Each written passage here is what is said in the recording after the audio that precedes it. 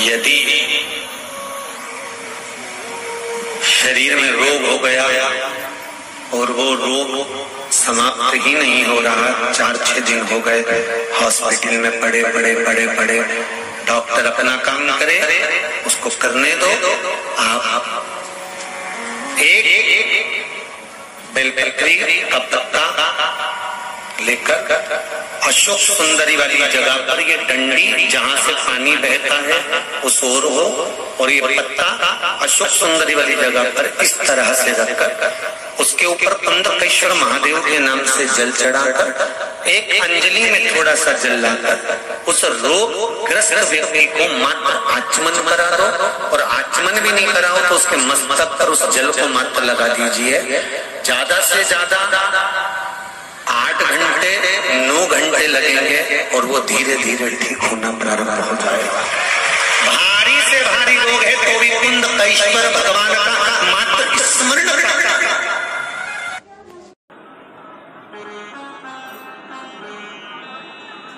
शिवलिंग की जो पूजन होती है, भगवान कर की जो शिवलिंग का पूजन है वो साधारण नहीं।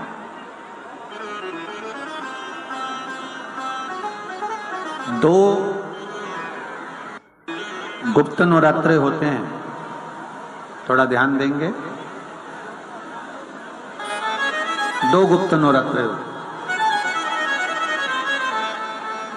एक गुप्त नवरात्रा यही माघ के महीने में आता है, जो 10 तारीख से चालू हुआ, 18 तारीख तक चलेगा। श्रृंगी ऋषि ने इस गुप्त नवरात्रे का बड़ा वर्णन किया। श्रृंगी बाबा ने इस गुप्त नवरात्रे के बारे में बहुत कुछ बताया, बहुत कुछ।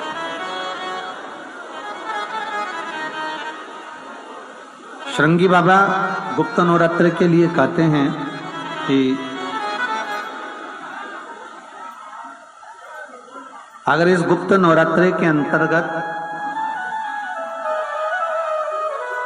9 लाल फूल और 5 श्वेत पुष्प, ये दोनों, लोग कहते हैं गुप्त नवरात्रे में हम देवी की आराधना करें, गुप्त नवरात्रे में हम भगवान की आराधना करें, पर शिव महापुराण की कथा कर रही है, भगवान शंकर का चरित्र कथा है। अगर आपने देवी भागवत का स्मरण किया हो या भगवान शिव की एक पवित्र आनंदमय कथा स्कंद पुराण के काशी खंड में अगर सुनी हो या उसमें भी नहीं पढ़ पाए हो तो श्रृंगी ऋषि के चरित्र में आता है। श्रृंगी बाबा ने वर्णन किया है कि किसी भी स्थान पर,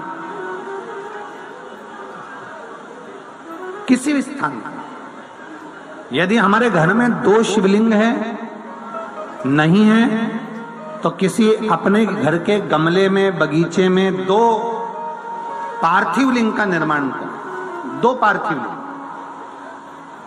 उसमें एक शिव जी का स्मरण करें और एक में माता पार्वती जी का स्मरण।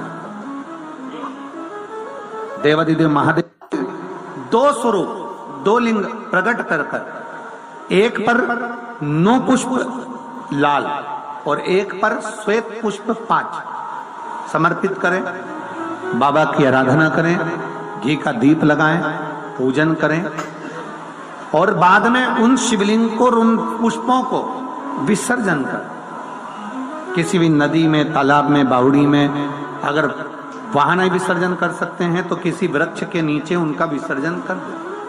पर ये नवरात्रे, ये जो गुप्त नवरात्रे हैं, इस माघ महीने में जो गुप्त नवरात्रे आती है, इसी के अंतर्गत इसका पूजन है। एक बार हमने पहले वर्णन किया था, जिसके यहाँ संतान नहीं होती उसके लिए भी पहले जो आषाढ़ के महीने में जो गुप्त नवरात्रे आते हैं उसका स्मरण कराया था। जब जीवन में कहीं समस्या खड़ी हो जाए, कहीं बहुत विकट समस्या है और कोई हल ना मिल रहा हो जाता है जीवन में, कोई घड़ी ऐसी आके खड़ी हो जाती है जहां पर हमको सोचने के लिए भी समय नहीं मिलता, तब 3 तरह का जल शिव को समर्पित होता है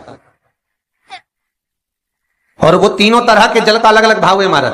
पहला जल सादा, घर से पानी लेकर गए, जल लेकर गए, शंकर को चढ़ाया, वो हमने घर का अपना एड्रेस बता दिया, भगवान शिव को जल चढ़ाकर अपने आनंद के लिए शंकर से कुछ प्राप्त कर लिया। दूसरा जल, जल के कलश में थोड़ा सा इत्र डालकर शंकर को जब समर्पित करते हैं तो महाराज घर में अगर कोई व्यक्ति बहुत रोगीला है, बहुत रोगीला, एक शिव महापुराण में, स्कंद पुराण में, नर्मदा पुराण में, भविष्य पुराण में, अग्नि पुराण में, नारद पुराण में, बरहा पुराण में, वामन पुराण में जितनी चीजें लिखी गई है एक एक प्रैक्टिकल कर कर देखो तो शिव महापुराण, स्कंद पुराण का यह भाव याद करिए कि एक लोटे पानी में इत्र मिलाकर, जल में इत्र मिलाकर, बहुत रोगीला व्यक्ति, बहुत बीमार व्यक्ति है, एक लोटा पानी उसका हाथ का स्पर्श कराकर शंकर को चढ़ाना प्रारंभ कर दीजिए। महाराज केवल 5 या 7 दिन चढ़ाओ और वो 7 दिन के बाद में उस बीमार व्यक्ति का क्रम देखिए कि उसमें कितना आराम लगा है। औषधि दवाई काम करना प्रारंभ करी कि ना करी।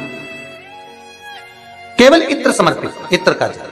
तो पहला जल सादा, दूसरा जल है इत्र का, और महाराज तीसरा जल जो शिव महापुराण के अंतर्गत कहा गया है बेलपत्र का जल। तीसरा जो जल है वो बेलपत्र का जल है। बेलपत्र का जल कैसा? तो महाराज शिव महापुराण की कथा कहती है कि जल के पात्र में एक बेलपत्र अंदर डालकर उस जल के पात्र को ले जाकर शिव को समर्पित करना, अर्थात अपनी मन की कामना भगवान शंकर से कह देना, केवल बेलपत्र के माध्यम। बोलना नहीं है हमको कुछ, हमें कुछ कहना नहीं है। 3 तरह का जल का जो व्याख्यान वर्णन किया गया, एक सादा जल जो भगवान को कहा, आपने अपना एड्रेस बता दिया, आपने अपने मन का भाव बता दिया। इत्र का जो जल चढ़ाया गया वो केवल रोग मुक्ति के लिए चढ़ाया गया। और तीसरा बेलपत्र, अगर उस जल में एक बेलपत्र भी पड़ी हुई है और वो बेलपत्र पड़ा हुआ जल आप जिस भाव से चढ़ा रहे हो, जिस कामना से, अगर तुम्हें लगता है कि मेरी दुख का समय समाप्त नहीं हो रहा, मेरी दुख की घड़ी समाप्त नहीं हो रही, तो जो पेड़ तुम्हारे यहाँ लगाओ, जो पौधा तुम्हारे यहाँ लगाओ, जो वृक्ष तुम्हारे यहाँ लगाओ, जो क्यारा तुम्हारे यहाँ, कुंडी तुम्हारे यहाँ, उसी की मिट्टी को, उसी के पेड़ के नीचे, उसी पौधे के नीचे उस मिट्टी को थोड़ा सा हाथ से उसको उठाकर एक लिंग की आकृति बना लें। उसमें जलाधारी बनाने की जरूरत नहीं, केवल लिंग की आकृति बनाकर उसी की पूजन वहीं कर कर पानी चढ़ाकर 15 से 20 मिनट बाद अपना काम करने के बाद उसी को उसी मिट्टी में विसर्जन कर दें, अपनी कामना कर कर। देवाधिदेव महादेव 2 महीने के बाद क्या देगा ये वही जान सकता। पर कथा सुन रहे हो, जितने फेसबुक और यूट्यूब पर सुन रहे हो, बहुत सावधानी से सुनना। सूखे आम के पत्ते जमीन पर गिर जाएं। कैसे पत्ते? जब पतझड़ का मौसम आता है तो आम के जो पत्ते नीचे जमीन पर झड़ते हैं, 21 पत्ते इकट्ठे कर कर उसको आग लगाकर जलाकर भस्म तैयार कर लीजिए। और जिस पुरुष नारी को चर्म रोग हो जाए, चर्म रोग, कहीं खुजली चल रही हो, कहीं दाने पड़ गए हो, कहीं चमड़ी सफेद लाल काली पीली जैसी पड़ गई हो, कहीं दाग हो रहे हो, चर्म रोग, कहीं खुजाल चल रही हो, तो शिव महापुराण की कथा का ये संवाद याद रखिए। लिंगपुर आम के पल्लव को जो वर दिया गया, तो आम के 21 पत्ते इकट्ठे कर कर उसको आग लगाकर उसकी भस्म तैयार कर कर शंकर भगवान के शिवलिंग पर शाम के समय प्रदोष काल में चढ़ा दीजिए वो भस्म।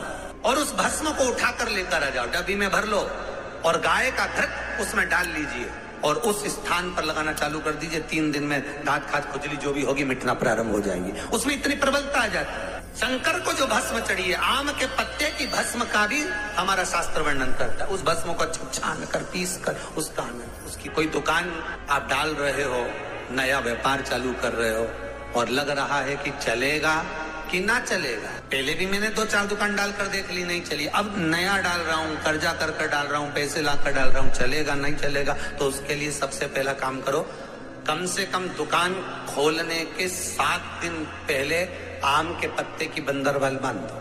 दुकान का मुहूर्त होने के 7 दिन पहले आम के पत्ते की बंदरवाल बांधो और कहीं आम के पत्ते की भस्म मिल जाए, वही भस्म जो आम के पत्ते 21 उठाए सूखे वाले, अलग से तोड़ के मत सुखाना, जो पत्ते नीचे गिरे हों उसको उठाकर सुखाकर, सूखा हुआ जो पत्ता हो उसको जलाकर उसकी भस्म बनाकर उसमें थोड़ा सा चंदन मिलाकर और उसी से सम्मुख में जहां 7 दिन पहले तुमने बंदरबल बांधी है, दुकान खोलने वाले दिन उसी आम के पल्लव की भस्म जो शिव पर चढ़ी थी उसी में चंदन मिला हुआ वो एक स्वस्तिक का निर्माण कर दो। फिर आप अंदर कोई पूजन करो ना करो, आपने कोई अनुष्ठान करा ना करा, यज्ञ पूजन करी ना करी, अगर आप प्रवेश भी कर गए, इतना आपके पास धन नहीं था और आप प्रवेश भी कर गए, तो भी घाटे में नहीं जाओगे। व्यापार उन्नति की ओर ही बढ़ेगा, व्यापार बढ़ेगा उसमें।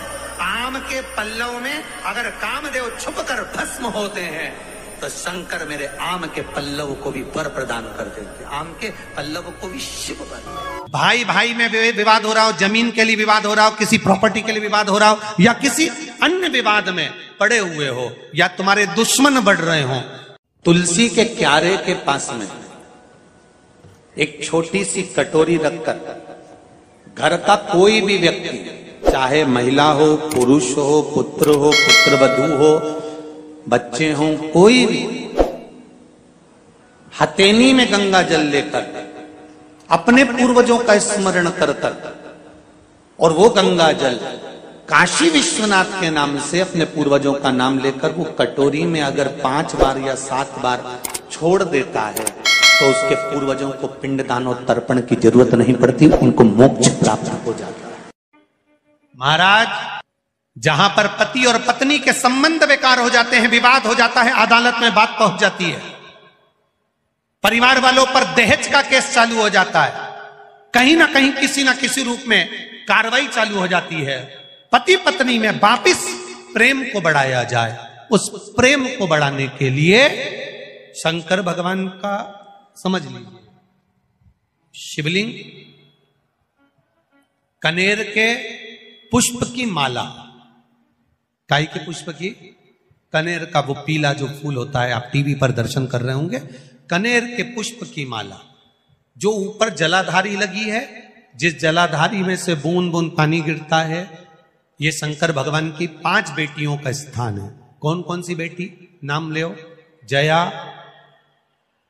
विषहरा, श्यामली बारी, दौतली और 5वें नंबर की देव। ये शिव जी की 5 लड़की है जो पानी बूंद बूंद नीचे गिरा रही है। शंकर भगवान की बेटियों के स्थान से शंकर भगवान की जो ये जलाधारी है, जलाधारी अशोक सुंदरी वाला स्थान, ये जो जलाधारी है, बेटियों के स्थान से जलाधारी तक जो कनेर के माला बनाकर स्पर्श कर कर लगा देता है, शिवरात्रि के दिन प्रदोष काल के समय पर उस पति पत्नी में कितना भी झगड़ा हो रहा हो, आपस में प्रेम बनना प्रारंभ हो जाता है। अदालत का केस धीरे धीरे समाप्त होने लगता है। अदालती कार्रवाई, यहां तक कहा गया कनेर का पुष्प, भाई भाई में विवाद हो रहा हो, जमीन के लिए विवाद हो रहा हो, किसी प्रॉपर्टी के लिए विवाद हो रहा हो, या किसी अन्य विवाद में पड़े हुए हो, या तुम्हारे दुश्मन बढ़ रहे हो, तो भी कनेर का पुष्प शिव को समर्पित किया जाता।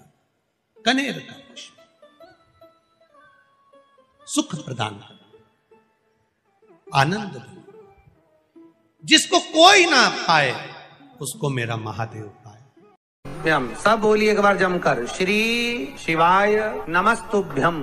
प्रैक्टिकल जरूर